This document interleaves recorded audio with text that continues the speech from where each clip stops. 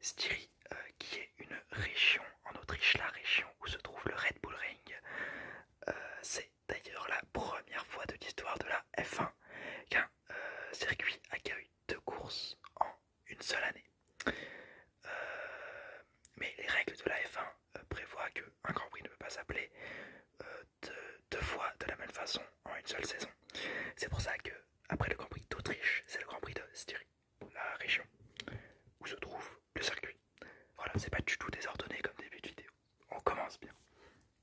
Alors je vais directement commencer cette vidéo, car je n'ai pas vraiment d'annonce à vous faire. J'en ferai peut-être à la fin de la vidéo. Et c'est parti. En FP1, avant cette session plane le danger de la pluie. Le samedi, qui pourrait faire de la FP2 la qualification. Perez réalise le meilleur temps de cette FP1 et montre la rapidité de la Racing Point, tout comme Stroll qui finit 5ème et tout un autre meilleur tour est annulé car il a dépassé les limites au dernier virage. Donc vraiment une Racing Point très rapide en essai. Latifi arrête la session à cause d'un problème de boîte de vitesse et Aitken, le pilote de F2, participe à sa première session chez Williams comme Kubica qui prend place dans la Alfa Romeo à la place de Giovinazzi. Ce sont des règles qui sont implémentées pour la saison 2021 et 2022, qui commencent à être implémentées en 2020. Des jeunes pilotes où les pilotes réserves doivent obligatoirement rouler une ou deux sessions, je crois, sur 3-4 Grands Prix. Ça va laisser plus de place aux jeunes et ça va nous faire découvrir de nouveaux pilotes, chose qui n'arrivait pas tout le temps, et qui arrive de moins en moins car le temps de roulage est réduit. À l'époque, par exemple en 2007, il y avait plus de temps de roulage, donc on pouvait se permettre de faire tester de nouveaux jeunes pilotes, comme Sebastian Vettel avec BMW Sauber, Kubica avant lui, encore chez BMW Sauber avant l'accident de Jacques Villeneuve, qui a permis à Kubica d'avoir son paquet chez BMW Sauber, et Vettel de garder sa place d'essayeur, donc de pouvoir faire un Grand Prix, de pouvoir faire les essais des Grands Prix, pour calibrer la voiture qui était à l'époque beaucoup plus calibrable. Mais bon, là on parle d'un temps un peu trop lointain selon moi. J'en ferai peut-être une vidéo. Dites-moi si vous voulez une vidéo sur les anciens Grands Prix, mais je m'égare. Les Ferrari apportent un grand nombre d'améliorations qui étaient normalement prévues pour la Hongrie. Mais ces améliorations ne semblent pas être très efficaces et j'ai pas l'impression de les avoir vues ce week-end ou avoir vu leur efficacité ce week-end. Donc c'est plutôt inquiétant pour la Scuderia. Kvyat spin au troisième virage. Les problèmes continuent pour les As car les freins n'ont pas été changés. C'est les mêmes freins de la course. Donc des freins défaillants. D'ailleurs Magnussen reste au garage à cause d'un possible problème moteur. Et Norris est pénalisé en fin de session de 3 places pour avoir doublé sous drapeau jaune pendant des essais libres. Donc c'est plutôt cocasse. Ce qui montre que le pilote britannique était à fond pendant cette session. En FP2, la session commence avec le crash de Ricciardo dans l'avant-dernier virage qui perd le contrôle de sa monoplace et qui semble s'être blessé en sortant. Selon les avis de Franck Montagnier, le pilote s'est cogné le genou sur la colonne de direction, ce qui doit faire très mal. Albon fait plusieurs erreurs, dont un spin au virage 8. Verstappen fait le meilleur temps, donc si les temps sont gelés, il partira en pole position. La FP3 est annulée pour cause de pluie, plus tôt dans la journée du samedi. Donc la course de F3 a été interrompue et terminée, ce qui a donné la victoire à Vesti. Voilà, on parle un peu de F3. Dites-moi si vous voulez des vidéos sur la F3 et la F2.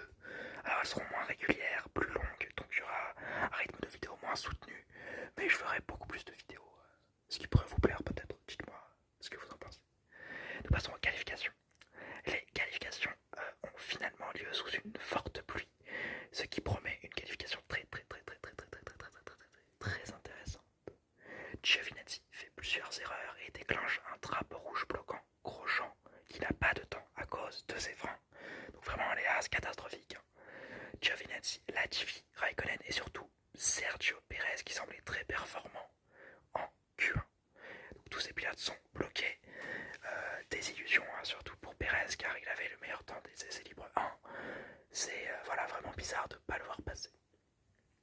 En Q2, Leclerc ne passe pas à cause d'un rythme trop mauvais. Alors voilà, les améliorations Ferrari, on ne les a pas vues.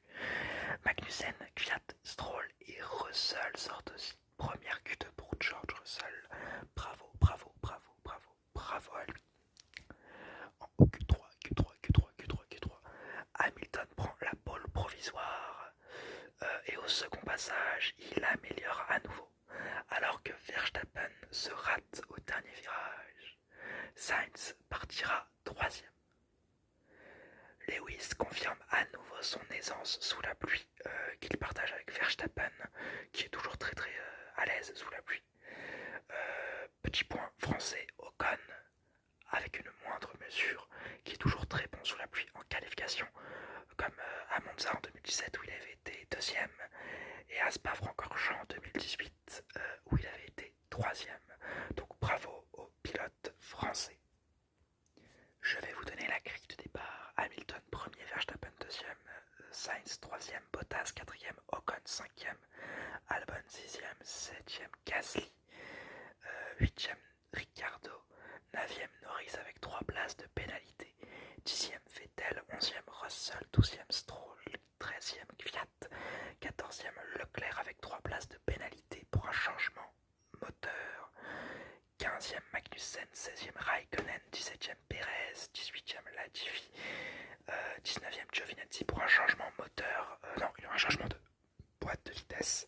Il a abîmé sa boîte de vitesse dans un des accidents en Q1. Et Grosjean qui partira des stands car ses mécaniciens ont dû réparer sa voiture. Donc il viole la règle du parc fermé et devra donc partir des stands. La course. Hamilton prend un super départ alors que les deux Ferrari se percutent au deuxième virage qui fait abandonner les deux Ferrari coup sur coup. Désastre à Maranello en Italie et chez Ferrari. Moi, étant un grand fan de Ferrari, j'étais dégoûté. Voir l'accrochage, on voit bien Vettel qui perd l'aileron arrière et Leclerc qui va faire 2 tours supplémentaires mais avec un fond plat quasiment détruit. Donc inutile et ouais, c'est dommage. Leclerc il a plongé peut-être un peu trop ambitieux sur ce coup-là. Il l'a lui-même dit, il a reconnu son erreur, ce qui est bien. Maintenant il faut qu'il reconstruise à partir de cette erreur, mais j'ai pas l'impression qu'il puisse le faire, mais on en parlera en fin de course. Russell qui a pourtant pris un très bon départ se rate au virage 4 et repart dernier devant Leclerc quand même. Tour 19, Ricciardo se bat avec Esteban Ocon depuis 3 tours et le double enfin au 3e virage. Il n'y a pas eu de consigne d'équipe chez Renault, ce qui est très intéressant. J'espère qu'il y aura une bonne entente entre Alonso et Ocon l'année prochaine, mais on en parlera dans une prochaine vidéo. Tour 25, Verstappen lance la vague d'arrêt au stand car son écurie a peur d'un overcut de Mercedes. Cette stratégie de Red Bull s'avère erronée car Verstappen ressortira dans le trafic et donc voilà, Mercedes n'aura même pas eu besoin de mettre la pression sur Red Bull, c'est Red Bull qui s'est autodétruit, c'est dommage. Ocon abandonne le tour 25 à cause d'un problème de liquide de refroidissement comme Ricciardo au Grand Prix d'avant. Donc voilà les monoplaces Renault qui sont un pas dans le mal. Tour 35, Bottas répond à l'undercut de Verstappen et ressort devant. Tour 41, Sainz dépasse Perez dans la deuxième ligne droite. Réponse immédiate du Mexicain qui le dépasse à nouveau dans le deuxième virage. Tour 66, Bottas et Verstappen commencent un duel qui est remporté par le néerlandais qui abîme néanmoins son aileron avant. Réponse un tour plus tard par le dépassement de Bottas sur Verstappen. Verstappen sait qu'il a perdu la deuxième place, son stand le sait aussi. Ils le font donc passer au stand pour changer de pneu et pour avoir le meilleur temps en course. Problème, cet aileron cassé, enfin c'est légèrement abîmé, pas vraiment cassé. Et le fait qu'il ressorte dans le trafic font qu'il n'aura pas le meilleur tour en course. Tour 70, après une remontée sur Albon, Perez abîme et même détruit son aileron sur le Thaïlandais. un peu le punching ball de toutes les voitures en F1. C'est plutôt triste pour le Thaïlandais qui finit quatrième. On en parlera dans les enseignements de course. Tour 71, au dernier tour, le duel entre Ricciardo en perdition, Stroll et Norris qui débute. Un duel remporté par Norris qui fond sur Perez et finit à une superbe 5e place, alors qu'un tour plus tôt, il était à 15 secondes du Mexicain. Vraiment, l'aileron cassé de Perez l'a totalement handicapé et le rythme fou de la McLaren a été superbe. Hamilton remporte un Grand Prix qu'il a totalement dominé, suivi par Valtteri Bottas, premier doublé de la saison pour les Mercedes. L'arrivée à 3 de front sur la ligne est très belle et est remportée par Perez devant Stroll et Ricciardo. Je vais vous donner la grille d'arrivée. Hamilton, premier, deuxième Bottas, troisième Verstappen, quatrième Albon, cinquième Norris, sixième Perez, septième Stroll, huitième Ricciardo, neuvième Sainz avec le meilleur temps en course. Très très bon rythme des McLaren. 10e Kvyat, 11e Raikkonen, 12e Magnussen, 13e Grosjean, 14e Giovinazzi, 15e Gasly, 16e Russell, 17e Latifi, 18e Ocon, problème de refroidissement, 19e Leclerc, fond plat cassé, et 20e Vettel, aileron arrière cassé. Je vais passer aux enseignements. Déjà le premier enseignement c'est Hamilton, très fort ce week-end. Une réaction d'orgueil sûrement suite à la victoire de Bottas qui lui a empêché d'avoir un podium la semaine dernière. Donc bravo à Hamilton qui a été très doué avec une Mercedes qui domine, mais qui domine le plateau, c'est un truc de fou. Les deuxièmes forces qui sont Red Bull étaient beaucoup trop loin. Vous imaginez ça, la deuxième force est beaucoup trop loin. On se dirige vers une saison dominée par Mercedes, ce qui n'est pas superbe pour le spectacle. Mais le milieu de tableau va nous s'ambiancer, ça je vous le promets. Le point critique Ferrari, c'est une catastrophe.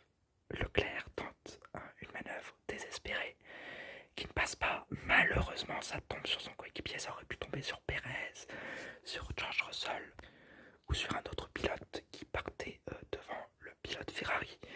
Mais non, il faut que ça tombe sur son coéquipier qui est déjà très critiqué. Un désastre, surtout que les monoplaces vont quasiment être gelées. Donc c'est-à-dire qu'il n'y aura pas de changement pour l'année 2021. Donc on s'attendra à une nouvelle saison galère pour Ferrari en 2021. Ça va être horrible. Je préfère ne pas y penser. Norris à fond. Le pilote McLaren qui ne semblait pas très bien parti car je crois qu'il avait des petits problèmes physiques a fini 5e finalement et 3e au championnat pilote derrière Hamilton et Bottas. Bravo au pilote britannique qui a fondu sur Stroll, Ricciardo et Perez. Vraiment superbe. Nous allons maintenant parler de Albon. Albon, très inquiétant pendant ce week-end, malgré sa 4e place. À la fin, son rythme de course était inférieur à celui de Verstappen qui avait un aileron abîmé, donc qui le ralentissait. C'est plutôt inquiétant, hein, le pilote thaïlandais. Surtout que la défense, alors je pense que c'était du 50-50 face à Perez, mais donc voilà, encore une collision avec Albon de Perez qui avait pourtant un super rythme de course et qui touche le Thaïlandais, qui ruine sa course et ce qui le fait finir 6e. Plutôt dommage hein, pour le pilote mexicain qui faisait une bonne course et un bon week-end en général. J'espère que cette vidéo vous aura plu. Vidéo plus courte que d'habitude parce qu'il y avait moins de choses à dire. Ce Grand Prix était moins animé que celui de la semaine dernière, mais tout aussi intéressant. On se retrouve dans 3 semaines pour le Grand Prix de Hongrie car je pars en vacances pour 2 semaines. J'espère que je ne